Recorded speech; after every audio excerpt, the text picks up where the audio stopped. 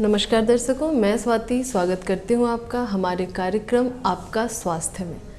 आज हम बात करेंगे हड्डियों एवं नसों में होने वाले रोग, कारण एवं निदान के बारे में। दर्शकों, आज के दौर में जब हमारा देश प्रगतिशील हो रहा है और हमने बहुत सारी बीमारियों पर कंट्रोल कर लिया है, फिर भी ऑस्टियोपोरोसिस, ऑस्टियोमलेशिया, ऑस्टियोसार्कोमा, ऑस्टियोनेक्रोसिस जैसी बीमारियां बढ़ती ही जा रही हैं। ऐसी परिस्थिति में ज़रूरत है कि हम कुछ सावधानियां भी बरतें और हम डॉक्टर से, खास करके हड्डी एवं नस रोग विशेषज्ञ की सलाह लें और उनसे परामर्श करें कि हमारे लिए उचित खान पान, किन चीज़ों से हम इसको कंट्रोल कर सकते हैं। इन्हीं विषयों पर चर्चा के लिए हमारे साथ मौजूद हैं हड्डी एवं नस रोग विशेषज्ञ डॉक्टर सुरेश कुमार, जो हमारे शहर के जाने माने डॉक्टर हैं। सर, आपका बहुत बहुत स्वागत है हमारे कार्यक्रम में। आज हम आपसे जानना चाहते हैं कि हमारे दर्शकों को हड्डियों से होने वाली प्रमुख बीमारियों के बारे में बताइए। हड्डियों में जो प्रमुख बीमारियां हैं, जो अलग अलग एज ग्रुप में अलग अलग बीमारियां होती हैं। जो बच्चे में जो होता है रिकेट्स बच्चे बोलते हैं, जिसके रिकेट्स जो होता है कैल्शियम विटामिन डी की कमी से होता है। इसी का जो होता है एडल्ट में जो होता है, उसमें उस बीमारी को ऑस्टियोमलेशिया बोलते हैं। उसमें भी जो मिनरल, जो बोन की जो होती है, हमारी जो मिनरल कंटेंट जो कैल्शियम होती है वो कम होती है, जिसका मुख्य कारण है विटामिन डी की कमी होना। और जब उम्र बढ़ती है, जब उम्र दराज के लोगों में होती है, वो ऑस्टियोपोरोसिस बोलते हैं। सर, जैसे अभी आपने कहा, हम जानना चाहते हैं कि हमारे दर्शकों को ऑस्टियोपोरोसिस और ऑस्टियोमलेशिया के बारे में विस्तार से बताइए, क्योंकि कुछ चीज़ें ऐसी हैं जो उम्र दराज लोगों में होती हैं, कुछ बीमारियां, और कुछ बीमारियां हैं जो कम उम्र के लोगों में भी होती हैं। तो इनके बारे में हमारे दर्शकों को विस्तार से बताइए। ऑस्टियोमलेशिया और ऑस्टियोपोरोसिस दो अलग बीमारी हैं। जो ऑस्टियोमलेशिया में विटामिन डी की कमी के कारण होता है। जो कैल्शियम जो होता है, बोन के अंदर जो कैल्शियम कंटेंट होती है, जो उसमें फ़र्क पड़ता है, उसमें कमी रह जाती है, जिसके कारण बोन जो है काफ़ी वीक पड़ जाता है और इसके कारण कई सारी परेशानी आती है। उसमें जो है वीकनेस जैसा लगना, लोगों में जो है काम करने की इच्छा नहीं करना, थकावट सा महसूस होना, और ज़्यादा कमज़ोर होने के बाद उसमें जो है टेढ़ापन भी आने लगता है बोन में। और स्ट्रेस फ्रैक्चर, जो जिसमें कम चोट लगने के कारण भी फ्रैक्चर हो जाती है कई लोगों में, इस तरह की चीज़ें आती है। ये ऑस्टियोमलेशिया होता है। ऑस्टियोपोरोसिस होती है उम्र दराज के लोगों में, और ये ज़्यादातर फीमेल में पाया जाता है। मेल की तुलना में फीमेल में इसका इंसिडेंस ज़्यादा है, ज़्यादातर पाया जाता है। इसका कारण है कि फीमेल में मेनोपॉज जो होता है, मेंस्ट्रुअल साइकिल जब बंद होती है, मेनोपॉज आता है, तो हमारे शरीर में हार्मोन्स की परिवर्तन आती है उसमें। जैसे एस्ट्रोजन लेवल जो होते हैं वो मेनोपॉज के बाद जो है काफ़ी कम जाते हैं। एस्ट्रोजन हमारे जो है बोन के जो है डेंसिटी को बनाए रखने में काफ़ी मददगार है। इसकी कमी पड़ने के कारण जो है फीमेल में जो है ज़्यादा पाया जाता है ऑस्टियोपोरोसिस का। अभी आपने बहुत अच्छी चीज़ बताई। यहाँ हम एक चीज़ जानना चाहते हैं कि जो ईस्ट्रोजन का लेवल है, जो हार्मोन है, ये मेनोपॉज से पहले बोन डेंसिटी को बढ़ाने में मदद करता है, लेकिन उसके बाद बोन डेंसिटी कम हो जाती है। तो इसके बारे में हमारे दर्शकों को बताइए कि उन्हें क्या सावधानियाँ रखनी चाहिए। मेनोपॉज के बाद ईस्ट्रोजन लेवल जो है कमता है। ईस्ट्रोजन मेन जो है मुख्यतः जो है सपोर्ट करने में फीमेल में बहुत ज़्यादा रोल है इसका, जो कि बोन की डेंसिटी को बनाए रखने में मददगार है। जब मेनोपॉज पर कमता है तो इससे जो ऑस्टियोपोरोसिस डिले हो, देर से हो, ऑस्टियोपोरोसिस तो होनी है, वो तो आवश्यक है, उम्र के अनुसार जो आएगी, लेकिन उसको डिले किया जा सकता है, उसकी इंटेंसिटी को कम किया जा सकता है। इसके लिए है कुछ खान पान पे ध्यान देना होता है, और कुछ सप्लीमेंट्स ड्रग्स भी आते हैं, जो सपोर्टिव ड्रग्स होते हैं, उसको लेने की ज़रूरत है।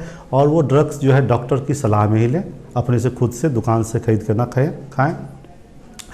बहुत सारी दवाइयाँ आती हैं, उसमें जो सबसे ज़रूरी होती है कि कैल्शियम विटामिन डी का जो है पूरा मात्रा में लें। उसका जो है पूरा आप जो है खान पान से भी पूरा कर सकते हैं, डेयरी प्रोडक्ट्स, जो दूध दही इसमें होता है। और उसके बाद आता है जो ऑस्टियोपोरोसिस की जो कंट्रोल करने के लिए कुछ दवाइयाँ आती हैं, जो कि बिस्फॉस्फोनेट्स आता है, आजकल पैराथॉर्मोन हार्मोन आता है जो कि दिया जाता है। इससे जो है काफ़ी उसमें सुधार आती है और बोन क्वालिटी आपकी अच्छी रहती है, जिससे कि फ्यूचर में जो फ्रैजिलिटी फ्रैक्चर्स बोलते हैं, जो कि माइनर ट्रॉमा होने के कारण जो बूढ़े लोग में, जो वृद्ध लोग में जो टूट जाता है, फ्रैक्चर हो जाता है, ये सब से बचा जा सकता है। जो ऑस्टियोसार्कोमा है या जो हमारा प्राइमरी बोन ट्यूमर है, ठीक है, तो इन चीज़ों में जो भी हमें दवाइयाँ दी जाती हैं वो हमारे बोन्स को ही कहीं ना कहीं डैमेज करता है, तो उसके बारे में आप क्या कहना चाहेंगे? बोन ट्यूमर ऑस्टियोसार्कोमा जो है उसके इलाज में जो दवाई चलती है उसमें केवल वो बोन को ही नहीं वीक करता है, पूरे शरीर को, हमारे सारे सिस्टम को प्रभावित करता है। उसमें जो है रेडियोथेरेपी, केमोथेरेपी, ये सब जो चलती है वो पूरे सिस्टम को अफेक्ट करता है। जहाँ तक बोन का सवाल है कि बोन, तो उसके लिए है कि उसमें जो है सप्लीमेंट्स जो होता है, जो पहले भी चर्चा कर चुके हैं हम लोग कि कैल्शियम, विटामिन डी, ये सब जो सप्लीमेंट्स है वो पूरा रखना होता है शरीर में, और समय समय पर जो है उसके लिए जो है आपको टेस्ट करा के देखना होता है कि वीकनेस कितनी हो गई, उसकी बहुत ज़्यादा वीकनेस है, उसको चेक करने कुछ जानने का उसका तरीका है। और अगर ट्यूमर जो है बोन तक जो है, जैसे ऑस्टियोसार्कोमा है, उसमें ऑस्टियोसार्कोमा तो मेन इलाज है कि उसका जो पहले जो पार्ट में है, किस स्टेज में है, उसके अनुसार इलाज करके उसको हटाया जाए पार्ट को, ठीक है, उस पार्ट को हटाया जाता है। और फिर केमोथेरेपी, रेडियोथेरेपी जो चलती है, तो उसके कारण जो बोन वीक पड़ता है उसको सप्लीमेंट्स देके हम लोग पूरा कर सकते हैं। और जो पार्ट हटाए, आज की डेट में जो साइंस इतना एडवांस हो चुका है, साइंस में बहुत एडवांसमेंट हो चुकी है, जो पार्ट जो हटाए जाते हैं ऑस्टियोसार्कोमा में उसको रिकन्स्ट्रक्ट किया जाता है, फिर से उसको हम लोग जो है उसको रिकन्स्ट्रक्ट कर सकते हैं, बहुत सारी सुविधाएं उपलब्ध है जी। ये आपने अभी बहुत अच्छी बात कही कि अभी रिकन्स्ट्रक्ट हो सकता है जो पहले नहीं हो सकता था। आज के दौर में जैसे अगर हम बेनिंग बोन ट्यूमर की बात करें, जैसे ऑस्टियोकॉन्ड्रोमा है, ठीक है, तो इन बीमारियों के बारे में बहुत लोगों को पता भी नहीं चल पाता है, क्योंकि बोन्स से रिलेटेड जो कैंसर है उसका डायरेक्ट हमें कोई सिम्टम नहीं दिखता है। तो वैसे परिस्थिति में आप क्या कहना चाहेंगे कि जो हमारे 50 से 60 के एज वाले लोग हैं जिनके अंदर ये चीज़ें ज़्यादा देखी जा रही हैं, तो उनके बारे में आप क्या कहना चाहेंगे? जहाँ तक ऑस्टियोकॉन्ड्रोमा की आपने बात की है, ऑस्टियोकॉन्ड्रोमा और ऑस्टियोसार्कोमा बिल्कुल दोनों अलग बीमारी है, दोनों बोन ट्यूमर ही हैं। ऑस्टियोकॉन्ड्रोमा बिनाइन बोन ट्यूमर है, जो कि जो जान की खतरा, जो जानलेवा बीमारी होता है उस तरह का ना होता है, एक जगह से दूसरी जगह नहीं फैलता है। ऑस्टियोसार्कोमा जो है एक जगह से दूसरी जगह जो है, एक सिस्टम से दूसरे सिस्टम, जैसे जो बोन से लंग्स में, कई जगह शरीर में फैल सकता है। ऑस्टियोकॉन्ड्रोमा शरीर में जब ग्रोइंग एज ग्रुप है, जो बच्चे का जो होता है, जब तक वो ग्रोथ हो रहा है उसका, तभी तक उसका ग्रोथ होता है, ठीक है। जोड़ के पास, जॉइंट के पास होने से उससे परेशानी होती है कि मूवमेंट में पूरा हाथ या पैर जहाँ पे भी घुटने के पास या एल्बो के पास या किसी भी जोड़ के पास में है तो उसको ऑब्स्ट्रक्ट करता है, वो पूरा मूवमेंट नहीं आने देता है। लेकिन ऑस्टियोकॉन्ड्रोमा समय के साथ जो है, जैसे ही उसका ग्रोइंग एज खत्म होता है तो उसका ग्रोथ ही बंद हो जाता है ट्यूमर का, और उससे ज़्यादातर लोगों को परेशानी नहीं होती है। ज़्यादातर लोगों में उसके इलाज की भी ज़रूरत नहीं होती है। जब वो किसी वाइटल स्ट्रक्चर्स जैसे बोलते हैं, जैसे कि नर्व्स पे, वेन पे, कहीं पे उसके कारण प्रेशर पड़ रही है, दबाव पड़ रही है, तो उसके कारण अगर सिम्टम आती है तो उस अवस्था में जो है उसके इलाज की ज़रूरत होती है, या हमारे जोड़ के मूवमेंट में दिक्कत कर रही है तब उसकी ज़रूरत पड़ती है इलाज की। अभी जैसा आपने हमें बताया, तो ये कहीं ना कहीं हमारा प्राइमरी बोन कैंसर की बात कर रहे थे हम। आजकल हम देख रहे हैं कि आमतौर पर कैंसर जैसी बीमारी बहुत कॉमन हो गई है, जो सेकेंडरी बोन कैंसर है, जो दूसरी बीमारियों के तहत हमारे हड्डियों तक पहुंचती है। तो इसकी रोकथाम हम कैसे कर सकते हैं?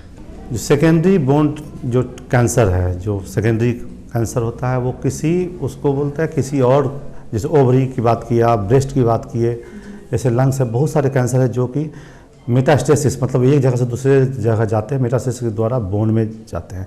देखिए, इसकी रोकथाम के लिए जब यह है कि सही समय पे उसका इलाज शुरू हो, शुरुआत के दौर में ही उसको बीमारी को पकड़ा जाए। इसके लिए है अवेयरनेस की ज़रूरत कि हमें जैसे ब्रेस्ट कैंसर में है, जब महिलाएं नहाती हैं, खासकर ये ब्रेस्ट कैंसर महिलाओं में ज़्यादा होता है, तो नहाती है तो उस समय जो है पाल्पेट करके अपने ब्रेस्ट को बराबर निगरानी रख के देखिए कि किसी तरह का कोई गांठ तो नहीं महसूस हो रहा है, क्योंकि ज़्यादातर ये सब कैंसर किसी तरह का सिम्टम्स, आपको परेशानी शुरुआत के दौर में नहीं देता है। जब भी आपको शक हो कि कोई गांठ महसूस हो रहा है तो डॉक्टर से सलाह लें, डॉक्टर से मिले, ताकि उसको सही समय पे एडवांस स्टेज में जाने से पहले उसको पकड़ा जाए। जब एडवांस स्टेज में जब पहुंच जाती है तो ऑलरेडी आपके जो है बोन में वो फैल चुकी होती है, तो उस अवस्था में रोकना उसको मुश्किल होता है। इसे सबसे ज़रूरी है कि हम सही समय पे डॉक्टर से सलाह लें और उसको सही समय पर पकड़ें और जो है प्रॉपर इलाज कराएं उसका। अब हम बात करते हैं जो हमारे युवा हैं जिनके अंदर आज के दौर में ऑस्टियो आर्थराइटिस और गाउट जैसी बीमारियां ज़्यादा से ज़्यादा देखी जा रही हैं, तो इनसे हम कैसे बच सकते हैं और हमारे युवा किन चीज़ों का ख्याल रख सकते हैं? गाउट और ऑस्टियोआर्थराइटिस दो बात की हैं आपने। जो गाउट जो है वो किसी भी एज ग्रुप को, खासकर के बच्चे में नहीं होता है ज़्यादातर, बहुत कम होता है, जो एडल्ट ग्रुप में पाया जाता है। हम लोग पहले गाउट की बात करते हैं।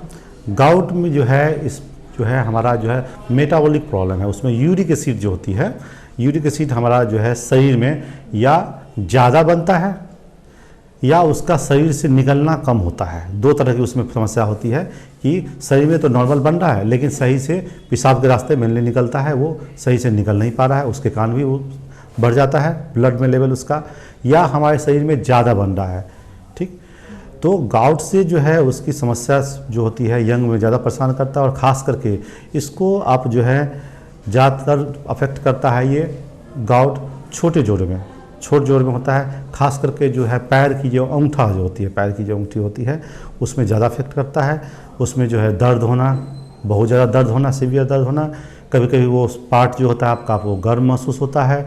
तो इससे काफ़ी लोग आजकल जो है अवेयरनेस का जो है पता चलता है, आम पब्लिक भी जानने लगी कि हमें यूरिक एसिड की प्रॉब्लम, गाउट की प्रॉब्लम हो सकती है। तो कई पेशेंट तो मेरे पास पहले से ही टेस्ट करा के ही आते हैं यूरिक एसिड की, कि हमको ये समस्या हो सकता है, हम पहले ही करा लिए हैं। ठीक है, तो उसका प्रॉपर इलाज मौजूद है। उसको जो है शुरुआती दौर में कुछ एनाल्जेसिक्स है, कुछ उसकी दवाई हैं जो उसको खानी पड़ती है। और इसमें सबसे ज़रूरी जो है, जो जानने की, पब्लिक को जानने की ज़रूरी है, उसमें जो खाने पीने का जो होता है उसमें कुछ वर्जित होता है, जो जिस पे थोड़ा ध्यान रखना होता है। खास करके उसमें जो होता है आपका जो है रेड मीट बोलते हैं, जैसे मटन हो गया, रेड मीट हो गया, रेड मीट इसमें ज़्यादा होता है, पाया जाता है। अल्कोहल में बहुत ज़्यादा, अल्कोहल सेवन करने से बहुत ज़्यादा यूरिक एसिड बढ़ता है, गाउट की समस्या आती है। और खान पान में जो होता है उसमें जो ज़्यादातर प्रोटीन जो भी है, प्रोटीन उसी से बनता है यूरिक एसिड, लेकिन हर प्रोटीन को हम लोग छोड़ नहीं सकते। फिर शरीर की जो ज़रूरत की चीज़ जो है, हमारा जो है शरीर के लड़ने की क्षमता है, वही कमज़ोर पड़ जाएगा।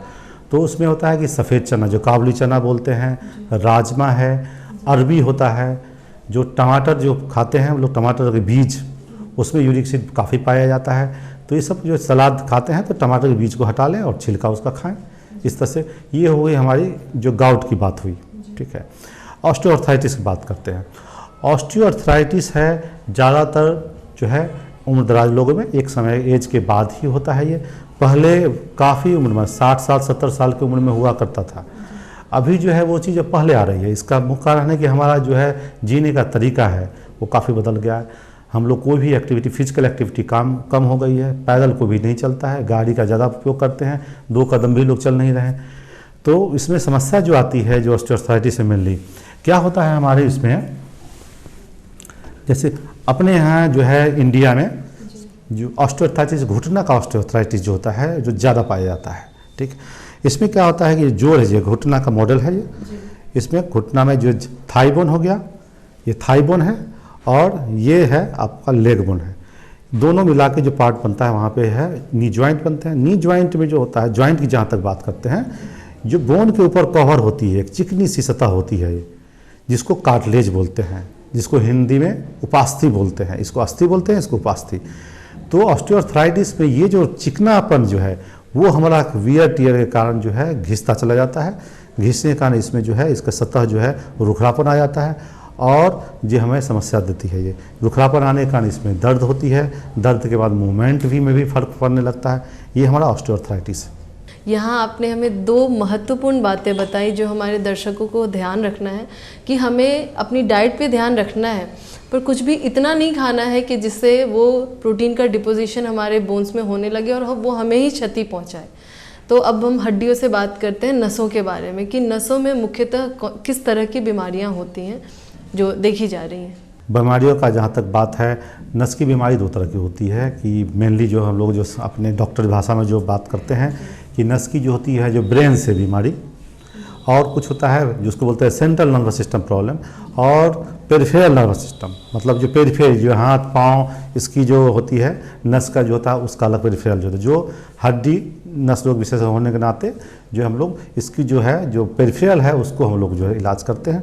उसके बारे में मैं आपको बताता हूँ कि इसमें आपका जो है हाथ की नस या पैर की नस जो है एक जो अपना जो स्पाइन है, जो रीढ़ की हड्डी है, जैसे गर्दन के पास से हुआ, यहाँ से अगर कोई दबाव आती है आपको तो उसमें नस दबने से का कारण जो है आपका जो है हाथ का उसमें परेशानी आती है। कमर के पास अगर नस में वो वहाँ पे अगर दबाव आते है रीढ़ की हड्डी में, वहाँ जो बोलते हैं दो हड्डियों के बीच में, रीढ़ की हड्डी के बीच में डिस्क होती है जिसको डिस्क बोलते हैं, वो कई बार होता है डिजेनरेटिव चेंजेस, कमज़ोर पड़ने के कारण या ट्रॉमा के कारण, चोट लगने के कारण वो पीछे सरक जाती है जो कि नस पे दबाव देने लगती है। ठीक है, जो ये हुआ ट्रॉमा के कारण या डिजेनरेटिव चेंजेस के कारण। कुछ नस की बीमारियां जो होती है हमारे खान पान की कमी, जैसे विटामिन की कमी के कारण। आजकल जो है हम लोग काफ़ी जो है शुद्ध खाना नहीं, भोजन नहीं मिल पाता है, सब चीज़ में मिलावट है। ठीक, तो इसमें जो है कुछ हम लोग फूड सप्लीमेंट्स की ज़रूरत पड़ती है आज। जो हमारा जो विटामिन जो होता है, जैसे विटामिन B12 की बात करें, विटामिन B6 की बात करें, ये सब बहुत ज़रूरी है जो कि खाने में पूरा किया जाए उसको। ये सब पूरा किया जा सकता है हमारा खान पान से, जैसे विटामिन B12 खास करके नॉनवेज प्रोडक्ट्स में ज़्यादा आते हैं। ठीक है, और कुछ जैसे फोलिक एसिड आती है जो हमारे नस के निर्माण में मदद करती है। ये सब साग सब्जी हो गई, हरी सब्जी जो बोलते हैं, ये साग हो गया आपका, पालक हो गया, ये सब जो हरी साग होती है इस सब में काफ़ी पाया जाता है। तो खान पान बैलेंस डाइट हम लोग अगर प्रेफर करें, अगर उपयोग करें खान पान में ले, तो काफ़ी हद तक इस समस्याओं को दूर किया जा सकता है। जो नस की समस्या है, नस की समस्याएं आती है जो हमारी जो डायबिटिक जो है पेशेंट, उनमें बहुत ज़्यादा दिक्कत हो रही है कि उनका जो है नस जो है बीमारी के कारण जो है पेरिफेरल नर्व जो बोलते हैं उसको बोलते हैं पेरिफेरल न्यूरो जो है डायबिटिक न्यूरोपैथी, जिसके कारण उसका नस डैमेज होने लगता है। उसके लिए कुछ मेडिसिन आती है जो उनको बराबर उपयोग में लाना होता है जिससे कि वो काबू में रहता है। दूसरी चीज़ आती है हमारी कि जो पेरिफेरल जो नर्व्स जो हैं हमारे जो हैं पोस्चर्स काफ़ी फ़र्क पड़ता है। जैसे हाथ का हो गया नस दबना या पैर का नस दबना, ये सब पोस्चर से, जैसे हम ऑफिस में काम कर रहे हैं, वर्किंग हैं या स्टूडेंट्स हैं, तो एक प्रॉपर पोस्चर रोल है। पोस्चर अगर नहीं सही है तो उसके कारण क्या होता है हमारा कि जो डिजेनरेटिव चेंजेज आते हैं उसको बराबर लगातार लंबे समय तक पोस्चर गलत पोस्चर में बैठने से तो डिस्क की दिक्कत आती है जो पीछे स्लिप कर जाती है और नस में दबाव करती है। वैसे ही पोस्चर की बात करें तो गर्दन से, जैसे टीचर्स लोग हो गए, टीचर्स होते हैं, कंप्यूटर इंजीनियर होते हैं जो मुंशी का काम करने वाले होते हैं, वो एक अवस्था में झुक के ज़्यादा देर काम करते हैं जिसके कारण उनकी जो गर्दन की जो होती है डिस्क होती है वो कमज़ोर पड़ जाती है और फिर पीछे स्लिप कर जाती है जिससे वो दबाव देती है। नसों के बारे में आपने जो हमें बताया कि एक तो हमें ध्यान रखना है, ट्रॉमा से बचना है, ऐसे खेलना है या हम जो भी आउटडोर एक्टिविटीज़ करें तो हम अपने शरीर का ख्याल रखें, लेकिन जो सबसे अहम बात है वो ये कि हमें अपने पोस्चर का ध्यान रखना है। खास करके जो स्टूडेंट्स हैं जो बैठ के बहुत घंटे पढ़ाई करते हैं तो उन्हें इस चीज़ का ध्यान रखना है, क्योंकि बाद में जो बीमारियां 60-70 की उम्र में हो रही थी वो आजकल 30-40 की उम्र में होने लग गई हैं। तो अपने पोस्चर का भी ध्यान रखिए। अब अपनी चर्चा को आगे बढ़ाते हैं और बात करते हैं कि चूँकि हड्डी रोग विशेषज्ञ हैं हमारे साथ, तो जैसे अभी कोरोना समय है और अगर हड्डियों से कोई फ्रैक्चर हो जाए, हड्डी का फ्रैक्चर हो जाए, बोन डिसलोकेट हो जाए और अगर उसको सर्जरी की ज़रूरत हो जाए तो सर आप किन चीज़ों का ख्याल रखते हैं सर्जरी के दौरान? आज के दौर में, कोरोना के दौर में हर चीज़ मुश्किल हो सकी है, हर कोई डरा हुआ है, डॉक्टर्स हो, पेशेंट हो, आम पब्लिक हो, सभी डरे हुए हैं। तो इसमें जो ध्यान रखना होता है, मुख्यतः जो जब हमारे पास पेशेंट आते हैं तो उनको स्क्रीनिंग करते हैं। स्क्रीनिंग की पहले उनका टेम्परेचर जो है ध्यान रखते हैं कि टेम्परेचर तो नहीं बढ़ा हुआ है। टेम्परेचर अगर बढ़ा हुआ है अगर तो उसके कुछ टेस्ट होते हैं कोरोना के, जो रैपिड टेस्ट बोलते हैं, उसको कराते हैं जिससे हमें जो है पता रहे कि पेशेंट किस तरह के पेशेंट्स के साथ डील कर रहे हैं हम लोग। लेकिन केवल बुखार देखने से नहीं पता चलता। आजकल एसिम्प्टोमेटिक केसेस बहुत ज़्यादा हो रहे हैं, इसलिए जो हमारे स्टाफ है, डॉक्टर हैं, जो जितने भी कर्मचारी हमारे हैं, सबको इस तरह का ध्यान रखना है कि हमको पेशेंट से या हमसे पेशेंट को इस तरह की बीमारी न फैले। तो ऑपरेशन के दौरान जब हमारे पास भर्ती होते पेशेंट तो उनको जो है खास करके जो है मास्क का प्रयोग करने के लिए सबको बोलते हैं कि मास्क कीजिए और इंश्योर करते हैं कि मास्क हर कोई लगाए। एक प्रॉपर डिस्टेंसिंग, सोशल डिस्टेंसिंग जो बोलते हैं, सोशल डिस्टेंसिंग का ख्याल रखें लोग, और हाथ की साफ़ सफाई, जो सैनिटाइजर्स रेगुलर यूज़ करें, जो हमारे देख सकते हैं आप टेबल पे हमेशा रहता है कि हमेशा प्रयोग में लाते हैं। जब भी कोई पेशेंट को टच किए तो उसको सैनिटाइज़र यूज़ करते हैं और अपने कर्मचारी को, स्टाफ को भी, सबको भी ध्यान रखना होता है। रही बात ऑपरेटिव पेशेंट की बात, तो ऑपरेटिव पेशेंट को जो है यहाँ एक पेशेंट से दूसरे पेशेंट में ना फैले, या उनसे हमारे स्टाफ को या हमारे स्टाफ से उनको नहीं फैले, इसके लिए कई सारी हमारे जो है जिसकी हम सावधानी बरतते हैं। पेशेंट को जो ऑपरेशन से पहले कुछ नेबुलाइजेशंस होते हैं जो उनके सांस का जो ध्यान रखते हैं, ठीक, उसके लिए हर पेशेंट का जो होता है उनको बोलते हैं कि अपना जो है मास्क जो नेबुलाइजेशन के लिए हर कोई अलग मास्क प्रयोग करे। थोड़ा सा इससे कॉस्ट ऑफ ट्रीटमेंट बढ़ता है, लेकिन वो सुरक्षित रहते हैं कि अपना अपना एक मास्क जो है दूसरे पेशेंट में यूज ना करें, सबसे पहली चीज़ ये। दूसरी चीज़ की स्क्रीनिंग में उनका जो है चेस्ट एक्सरे भी करा के रखते हैं। काफ़ी हद तक चेस्ट एक्सरे से ही पकड़ा जा सकता है कि पेशेंट जो हमारे पास आए हैं वो उनको कोरोना का कोई लक्षण तो नहीं है, उसमें कुछ ओपेसिटी होती है उसमें जो चेस्ट में, जिससे हम लोग उस पर पकड़ सकते हैं। और सर्जरी के दरमियान जो है हम लोग प्रॉपर जो है प्रोटेक्टिव गियर्स बोलते हैं जिसको, जो हमारा जो है उसको यूज करते हैं। प्रोटेक्टिव गियर्स जो है हमारा कोरोना से बचने के लिए। मास्क का ध्यान रखें, जो एक पेशेंट से दूसरे पेशेंट जब शिफ्ट होते हैं तो पूरी सफाई की जाती है, पूरे ओटी का सफाई किया जाता है, ठीक है।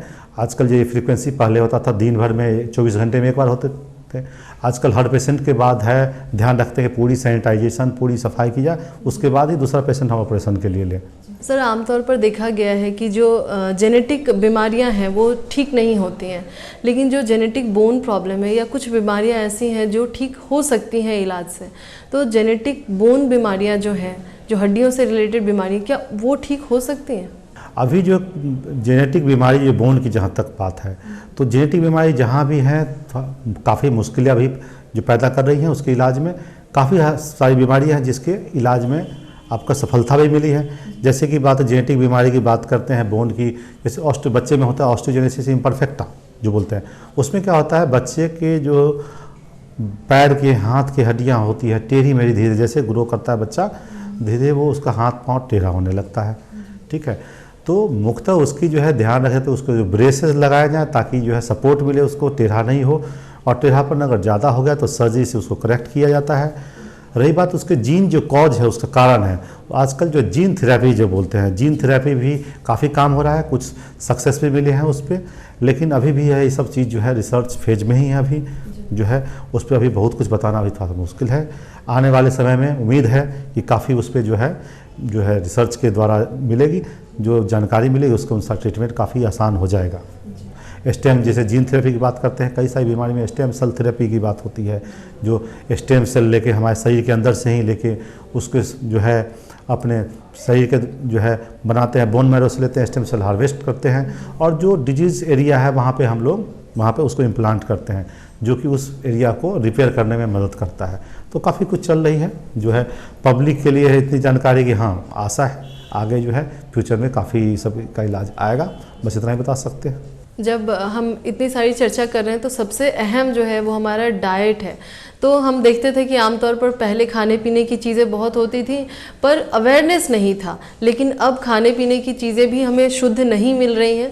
तो हम जानते हैं आपसे कि हम खाने पीने में किन चीज़ों का इस्तेमाल करें ताकि हम सर्जरी के फेज़ से पहले ही खुद को हम स्वस्थ रख पाएँ। इसके बारे में हमारे दर्शकों को बताइए। इसमें जो है जो सर्जरी से पहले ही, सर्जरी नहीं, जो कोई बीमारी आए उससे पहले उसको रोका जाए, इसको बोलते हैं prevention is better than cure. कोई भी बीमारी आए उत्पन्न हो उससे पहले उसको रोके। इसके सबसे ज़रूरी होता है जब भी हम कोई घर बनाते हैं तो उसकी नींव जो होती है, जितनी मजदूर देते हैं उतना ही मकान अच्छा होता है। तो डाइट की बात जहाँ तक हुई है, जो डाइट हमारा शुरुआत होता है माँ के पेट से, गर्भ से, तो सबसे ज़रूरी है कि उस समय माता जो है अपना जो है खान पान का ध्यान प्रॉपर रखे। कैल्शियम, विटामिन डी की सबकी ज़रूरत ज़्यादा होती है उस समय, तो उसको प्रॉपर ध्यान रखें ताकि जो बच्चा बने वो काफ़ी स्वस्थ हो।